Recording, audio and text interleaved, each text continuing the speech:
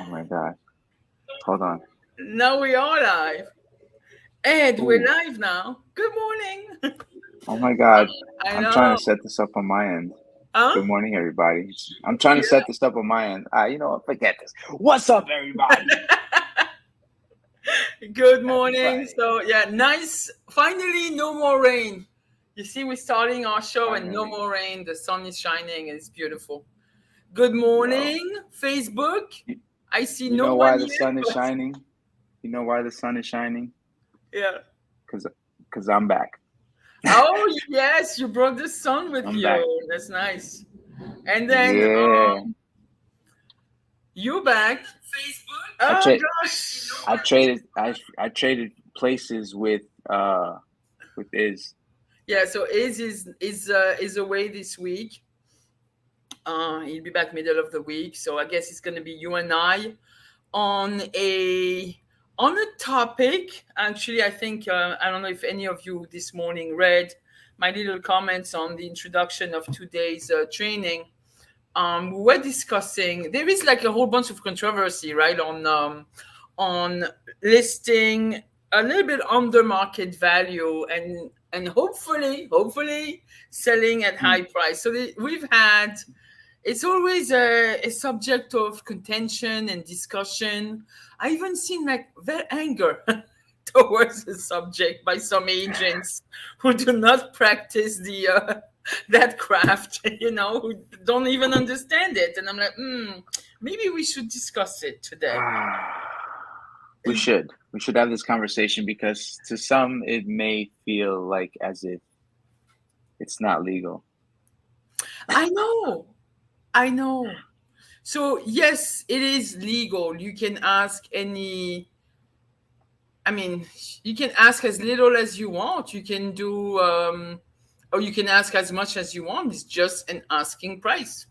And in New York, we pretty much have enough flexibility that a seller doesn't have to accept any offers, or even when they accept verbally, they can still change their mind before anything is signed. So we're pretty much protected with that.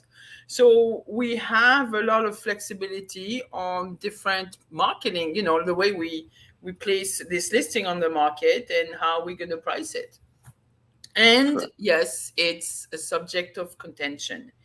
Is it, some people think it's illegal to price low in order to yield a higher sales price by creating demand, right? And fear of loss. What is it called? There is like an acronym like fear of loss, the fear of missing out. Yeah, FOMO. FOMO. There you go. Me no speak English. It's before 12 It's o'clock. okay. It's okay. It's not that. Yeah. It's So we but started. yeah, it's the fear of missing out. So we started this, especially discussing some of your listings in the co-op complex, right? Can Correct. we don't have to disclose where it's at. We don't have to say No, anything. we don't. And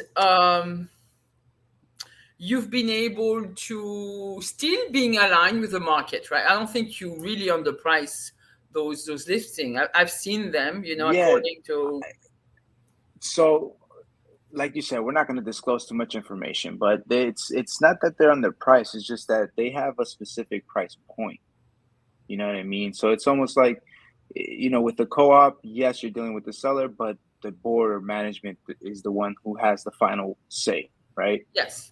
When you're buying a house, on the other hand, the seller has the final say, but you still have to present what you must. So whatever. At the end of the day, it's, you know, the market is what, if the market is calling for a specific number, that's what we have to look at, Right. right?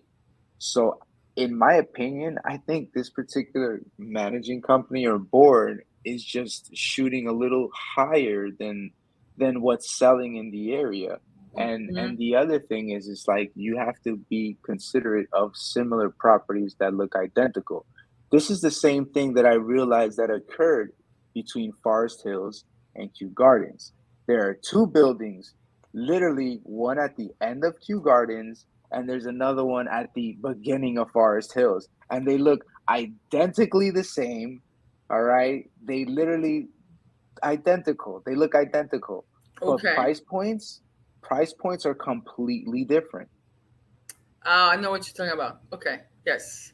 You know which Yes. building Yes. in Kew Yes. Gardens and Forest Yes. Hills? Yes. One across the street from the highway from one another. Yeah, Yeah. literally directly across. It looks like you put a mirror in front of one building. It looks like the other building across the street. Yeah. Yeah. Yeah. That's what it looks like, All you right. know. So in that point, I remember somebody in our office had a deal that their buyer was purchasing an apartment. And it's funny that this stuck out in my head. They were buying an apartment and it was priced, I think it was priced in like the four something. And then they were comparing them to the prices across the street. And I think when the appraisal came in, it came in like $60,000 less than what they were in contract for.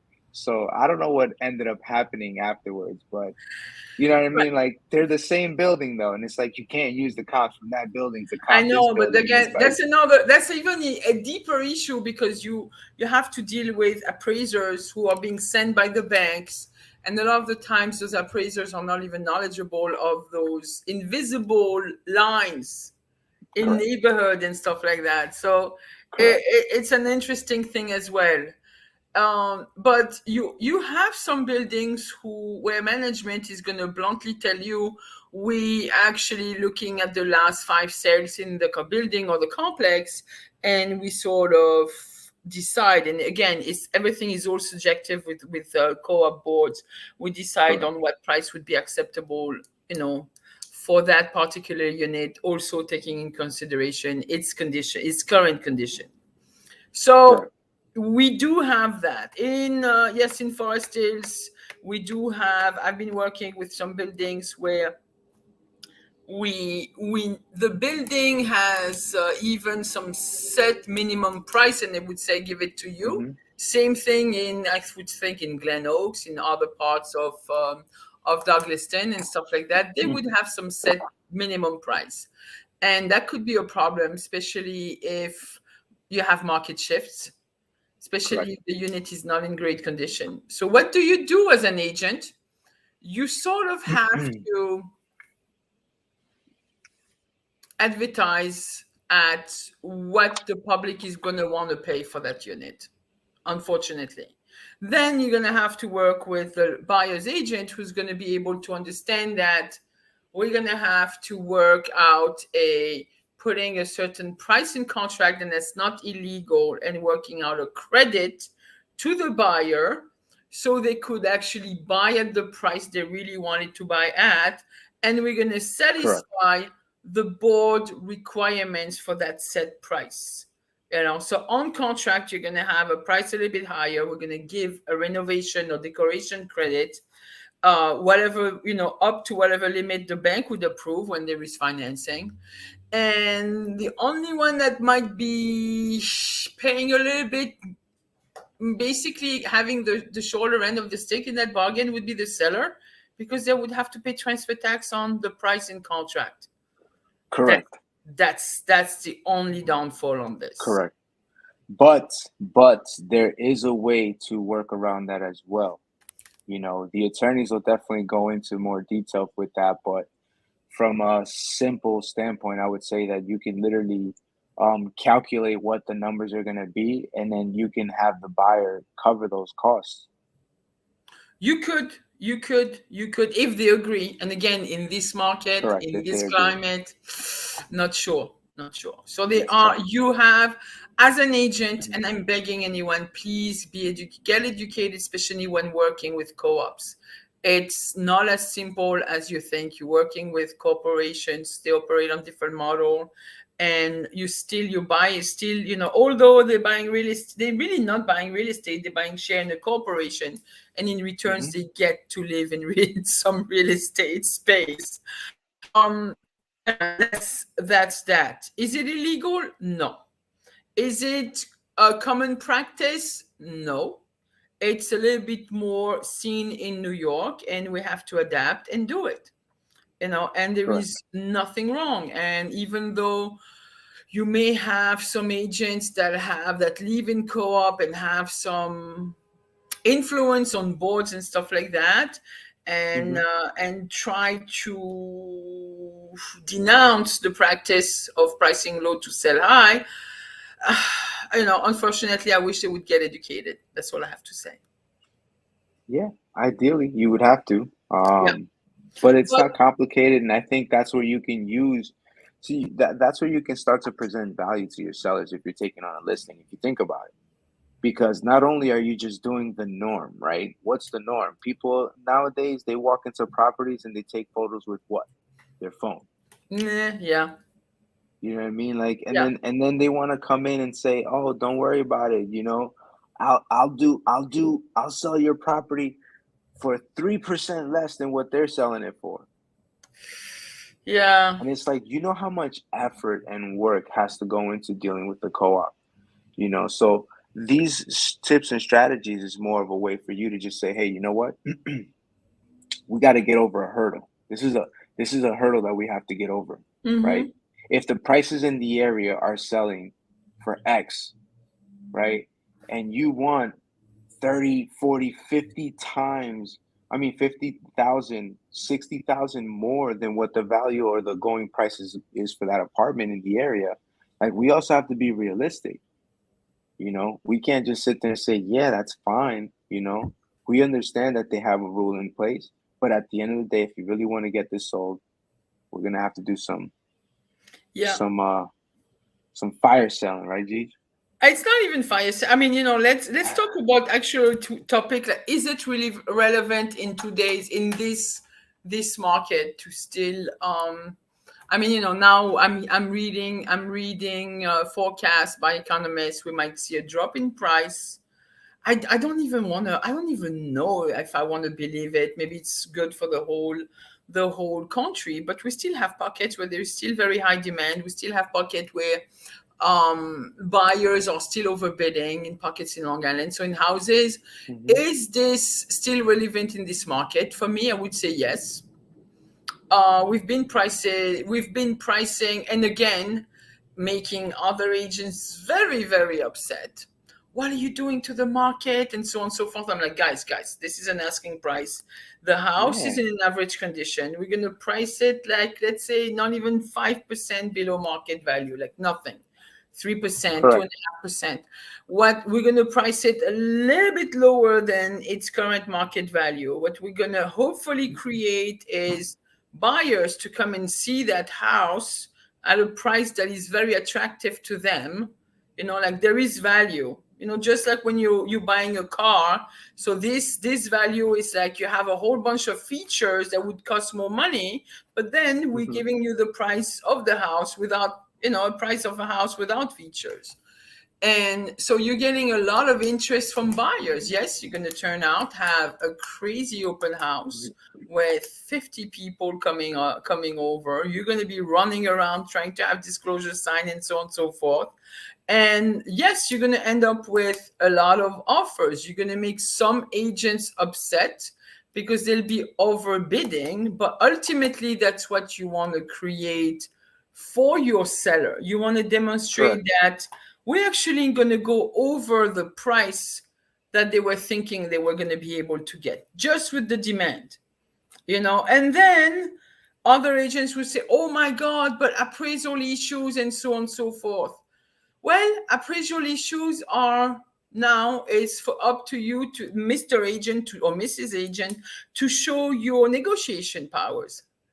Hmm. Show us what you got, because a lot of the time, Correct. should the buyer have a little bit of cash in reserve, they could work out some conditions where they could say, here, like, I'm ready to put $20,000 extra in down payment just to cover if the appraisal doesn't go as high as the price of the property. I can just put a little bit more money into that deal. And Mr. Seller, at Correct. this point, you should also be ready to adjust and bring down the price a little bit. So it is a win in the end for people. So agents, please don't, like, just don't get stuck on the price. Oh my God, the price. What if it doesn't get appraised? Okay, so you put some contingency. I'm not saying do not go with no mortgage contingency, but work Correct. out with your buyer. What is how much do they want the property? Do they really want that house? What are they willing to do for that, to purchase Correct. that house? How far are they willing to go? And in the legality, within the realm of everything that is legal. So yeah, we might have an appraisal issue. So let's discuss it right now Hmm. before we even go on the contract. Let's make sure the attorneys are aware of it. Let's make sure all those conditions are written up in the contract of sale, Correct. right? I, I do agree. But do those list low, sell high prices are always a guarantee? Does it always work?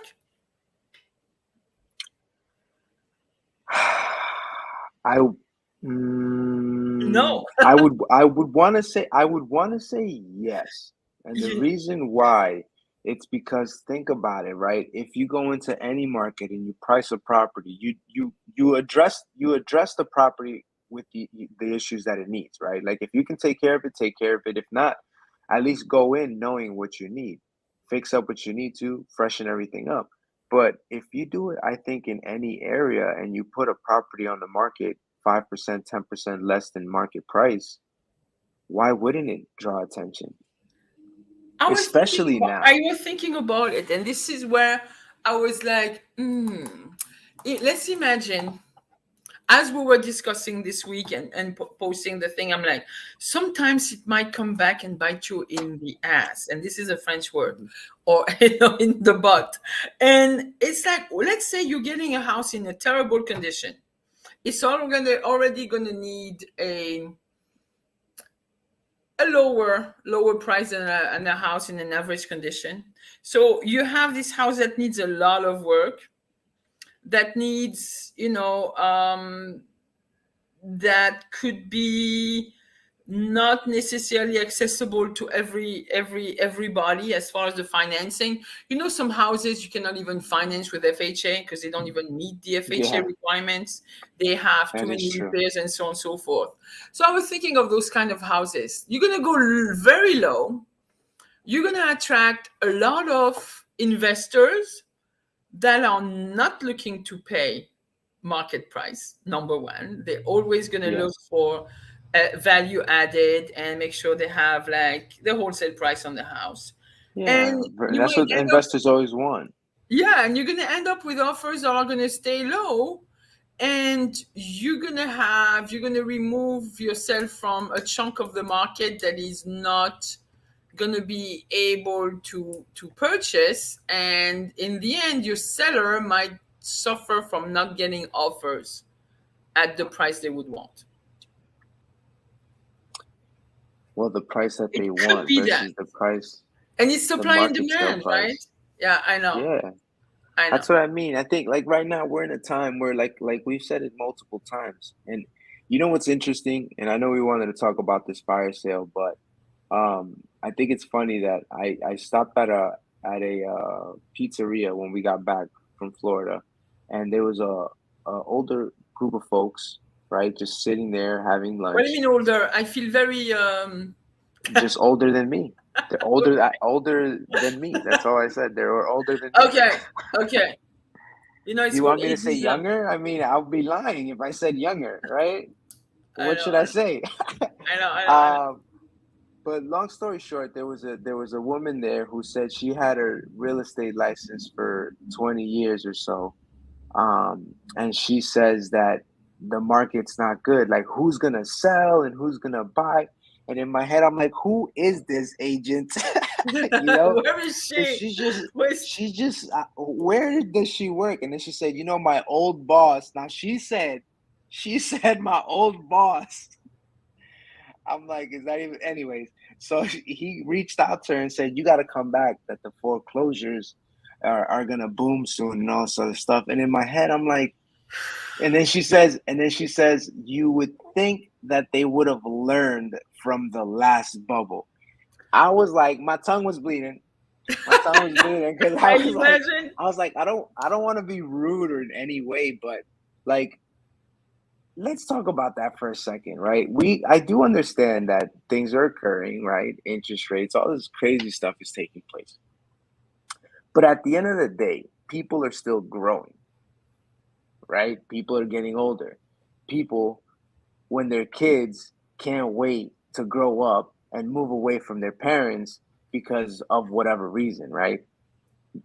The American way. Anyway, so you grow up and then you want to purchase a property. So right now, there's a lot of these individuals who exceeded the population before who were homeowners, right? Looking for a home at this point. So you're talking about the Gen Xers like me who have children that are late millennials, so early Gen Zers, right?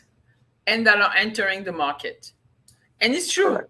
Correct. At this point where we were, the baby boomers were, yeah, I think the millennials now are probably like they are the biggest chunk of population to enter the Yes. yeah, yeah, and they probably are, they still, and everybody was talking about like being a generation of people that are not going to have the same income level as their parents, but I think they were wrong. Right? They were wrong. I People mean, have different ways of working. Maybe they're not banking on correct. only being in the corporate world. They Correct. also understand they're more entrepreneurial. So yes, it's a larger chunk of population, and we had to adapt because their financing is not all those people are on W-2s. Not everybody's corporate. Not everybody wants to do this. This is Correct. not where the world is going right now. So yes, that lady was very wrong. So yes, there is this big chart, there is Yeah. this huge demand, and So we're not fulfilling that demand. Yeah. there was a few things that I actually did want to kind of discuss with you that she had mentioned because, quite frankly, I find it to be interesting. Um, so she did mention, for example, that, right? She mentioned that bubble, all this other stuff. So I sat there and thought about it, right? One of the things she had mentioned is some of these younger folks that I know, right, bought houses 2, 3 years ago and they have interest rates at 2.5%, 3%, right? Yeah. She said, why would they go sell their house to now pay a 5% interest rate? And I'm like, whose side is she on, first of all? Who said they're Is she a gonna be realtor? ready to Is she a sell realtor or now? a consumer? But no, but here's my thought on that, right? Why would you here's what she's not looking at, right? And here's what I've noticed, and I don't mean this in any rude way, but a lot of the more, I guess, what would you say, Gigi, mature older folks than me, no, the people that have the elders who have come before us, right? The elders, right? Okay.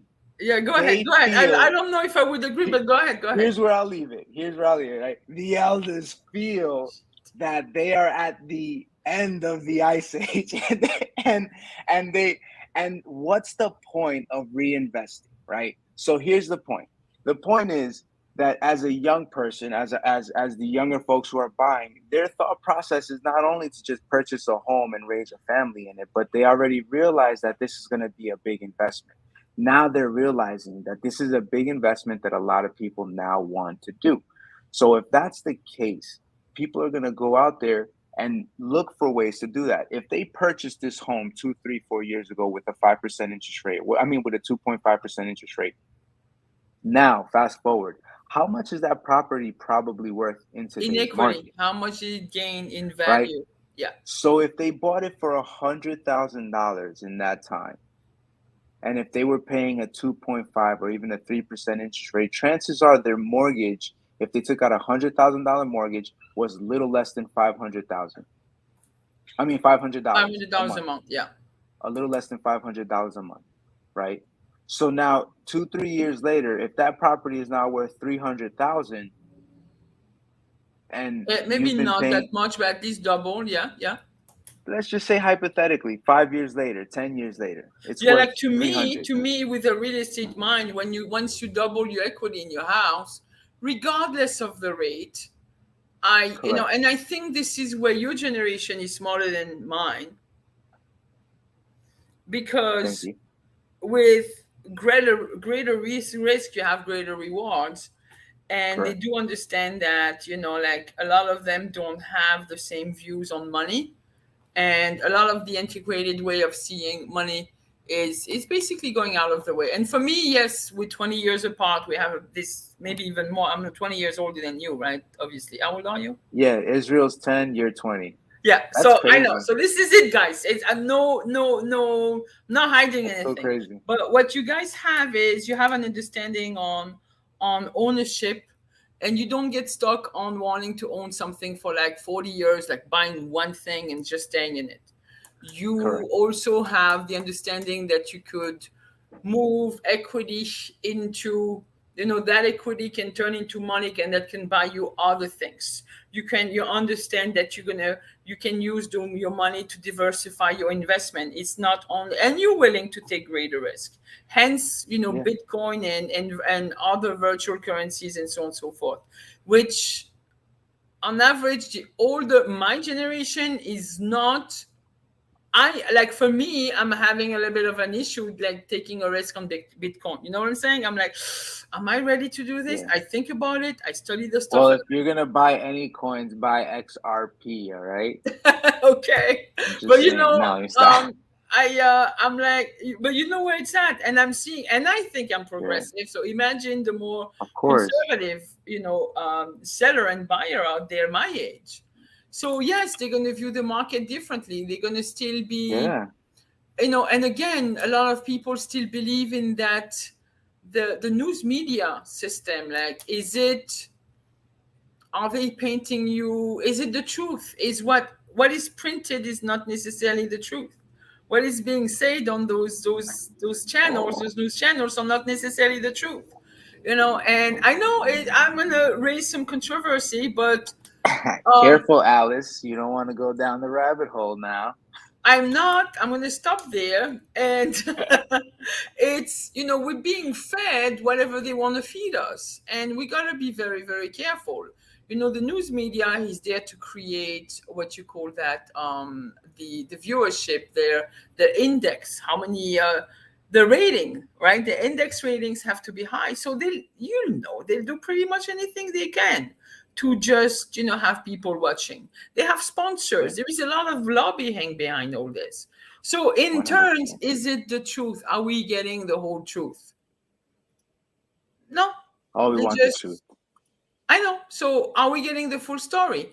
Are we? Yes. So it creates more sensation to say there is a bubble. So if some people want to run with it, Yeah. what can Well, I say? listen, if the market it's funny. We've said it in the past. You've heard it from billionaires, investors. If you see people fleeing, you got to run into it. So if they're telling you that the market is doing terrible, if they're telling you that this is happening, meanwhile, behind the scenes, you can even find articles how JP Morgan Chase is linked up with other companies and other major conglomerates, and they're investing in single family homes. Of course. Why would they buy single family homes? Right? I know. Why? And yet they're telling you not to do it. So Interest rates are too anyway, is high. it still relevant to apply this strategy for a seller? If the need arises, if, like, let's say your seller is telling you, I have the need to move at a certain time, with a set time, Yes. this is what our project are, we gotta move, we got a new job, depending on the situation, depending on the urgency, I would Yes. advise you guys as real estate agent to really, like, look more into that strategy and propose it to your sellers, because it does, at, I would say, 97.9%, it does work, right? And it's Yeah. always been beneficial to your sellers. You're going to make them very happy, because in turns, we want the most. We're representing the sellers when we're listing properties, and we're also looking for referral business. We want those clients to stay our clients for life. So once you do good by them, once you structure a deal like really well, and it turns out, like, you can't do things if you don't know how to do it. So get educated on the matter. Ask your manager, ask your broker. Hopefully you got the right one that will answer you and answer your calls not a week later and address your concerns right away. Just saying. Anyway, Just putting it out there. I'm not putting anything out there. I'm not putting anything out there at all. But I just want to make sure, like, consider this strategy in your next listing if it makes sense for your sellers. Yeah, You know, they will, 100%. yeah. And read the market, right? Look, how many times have we walked into listing appointments and we know what the price of the apartment could potentially sell for, and yet the seller is asking for more? We have to be realistic, right? What's going to happen at the end of the day? If the house doesn't sell, whose fault is it? Yours. So it's for you to come prepared. It's for you to, you know, again, we're always talking about preparedness, always talking of, I always prepare for contingency. Even though I study my clients, I know what personality type they fall into. I always come over prepared. I have some stats, I have some figures to show them. I want to show them actual numbers, not things that I believe it is. You know, I just want to show them here factual things. Yeah, and know your competition. Know how far they're willing to go for their clients, and make sure you just go a little bit more. If you go a little bit more, people will notice. And you know how you know people notice? When people start throwing tomatoes at you. That's how you're gonna notice. I know. However, Gigi, you mentioned something very important. So guys, if you don't know, we've already had said it a few times. We're gonna put the link in the chat box. We're gonna start a personality session taking place, I believe, the first week of August, right, Gigi? Yeah, first week of August, and then you guys are gonna have to do one of those sessions without me, because unfortunately I have to go to. I know I have to go to an annual broker review. I do apologize, guys, but I'm so sorry. Damn. I know. What about? It may happen. I'll tell you guys, but it's okay. If anything, we can always pre-record it, and we can have all three of us there during our personality profile. But I some things I have to. Just got the email last night, so sorry. I'll tell you. Anyway. Well, you tell that email they can take a flying. No, anyways, well, so if any one of you guys, if any one of you guys have some ideas on topics you want to explore, I'm actually, you know, like, once we're done with the personality profile series, we had a couple of viewers that are interested in jumping in the podcast, in the stream with us. It's not a podcast. Ooh. And we'll be featuring them after our personality profile. And then if you still, you know, any of you, please reach out to us on all. I mean, we're on 10 different, you know, platforms right now, social media platforms. Facebook, Instagram, LinkedIn, we're everywhere. All right. Oh, and we lost Ed. So guys, please reach out until next week. All right. And I think where you go? Where were you? Where did you disappear? I don't know what just happened. Okay. I was just saying goodbye to everybody. Okay. Well, goodbye, everybody. Folks, enjoy your weekend. Have a great time. The weather is looking marvelous. I'm glad the rain is gone. Yeah, so in Queens right now, we're going to have fun this weekend. You know, last weekend, we did the Peruvian parade in torrential rain. That was interesting. I saw the video. Soaking wet. My pants were like 15 pounds. My shoes were like 200 pounds. It was interesting. Damn. This weekend, there is the Colombian parade passing right in front of me right now on Northern Boulevard. Yo, if anybody's tuning in, please let Gigi know if the Colombian parade is happening. I know the Colombian Independence Day was yesterday. That means this weekend on Sunday, there's going to be a Colombian festival taking place in Flesh and Meadow, Queens. Fun. Nice. Hands down. So you can get your arepas, you can get your platos típico, bandeja paisa. Yes. Jugo de maracuyá and all that good stuff. And then, you know, August 6th is going to be, again, parade for the Ecuadorian. That's right, the following week. Well. Same thing with festivities in bigger festivities in Flushing Meadow Park. Well, if all right, guys. Francine is hungry now. Anyway. Francine, I don't blame you. I'm hungry too. It's about to be 12 o'clock. Lunchtime. Let's go. All right, guys, enjoy your weekend. Actually, I gotta make sure Francine's gonna host an open house for me this weekend. Thank you so much. And oh yes, Fernando, you're Support. right. That's it. You gotta support the South I American know. family, Fernando. All right, guys. Awesome, I guys. think Enjoy we're your done. weekend. Enjoy the weekend. Until next time. We're starting next week, right? We're starting with the depersonality, correct? Starting with the deep personality. So make sure you take your exams. It's All of not you an folks exam, tuning it's in. an assessment. It's All right, all nothing right. Maybe I because an used the exam wrong would term. means you could have wrong answers. There are Does no it? wrong answers. All right. Take There's no that. wrong answers. Just take the assessment Yes, so that you can yes. understand which personality traits you have, The most of yes. and you can also learn the different types of personality traits so that you can work with your clients a little bit better. Yeah, we'll do that. That's gonna be fun. All right, guys. I can't wait to see what personalities we Oh, become. I miss Israel today. Israel, we missed you, man. It's Miss you, Israel. I know. hope you're having a great time making your way to Florida. I'm know. hating because I wish I was still there. No, I'm stop. All right, Have a guys. good time. Thank you Take care, so everybody. much for tuning in. Thanks. Bye now. Music. Yay. Oh, that's